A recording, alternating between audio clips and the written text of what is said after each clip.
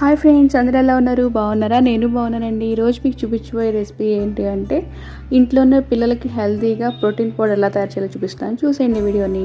ముందుగా మనకు కావాల్సింది ఏంటి అంటే బాదం, జీడిపప్పు, పంప్కిన్ సీడ్స్, సన్ఫ్లవర్ సీడ్స్, రాగులు, అవిసె గింజలు. వీటన్నిటిని ముందుగా డ్రై రోస్ట్ చేసుకోవాలంటే 10 మినిట్స్ పాటు ఒకదాని తర్వాత ఒకటి. ఒక డ్రై రోస్ట్ ఒక తర్వాత ఒకటి చేసేసుకున్నాం కదండి. నేను వీటిలో మిస్ అయింది ఏంటంటే పిస్తా పప్పు వేయలేదు. నా దగ్గర అవైలబుల్ లేదు కాబట్టి వేయలేదు. మీ దగ్గర ఉంటే వేసుకోండి. అవి కూడా అలా డ్రై రోస్ట్ చేసేసుకోవచ్చు. అలా డ్రై రోస్ట్ అయిపోయిన తర్వాత 5 మినిట్స్ చల్లారిన తర్వాత ఒక మిక్సర్ జార్ తీసుకుని వాటిని మెత్తగా పొడి చేసుకోవాలన్నమాట. ఆ విధంగా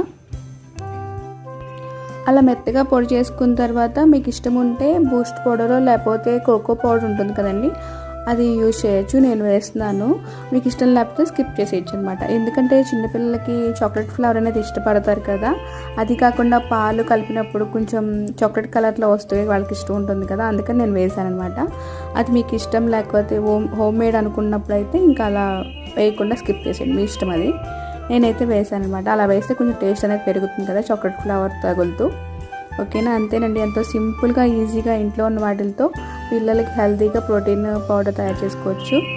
ఎన్ని రోజులు నిల్వ ఉంటుందని డౌట్ రావచ్చు కదా మీకు. నేనైతే 1 వీక్ సరిపడా చేసుకున్నానండి. ఎందుకంటే ఎప్పటికప్పుడు ఫ్రెష్గా తయారు చేసుకోవచ్చు అని.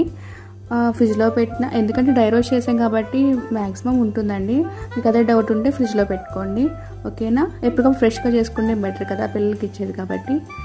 ఈ వీడియో కనుక మీకు యూజ్ అవుతుంది అనుకుంటే ప్లీజ్ ఒక లైక్ చేసి నా ఛానల్ ఇంకా సబ్స్క్రైబ్ చేయకుండా చూస్తున్నట్లయితే ప్లీజ్ సబ్స్క్రైబ్ చేయండి.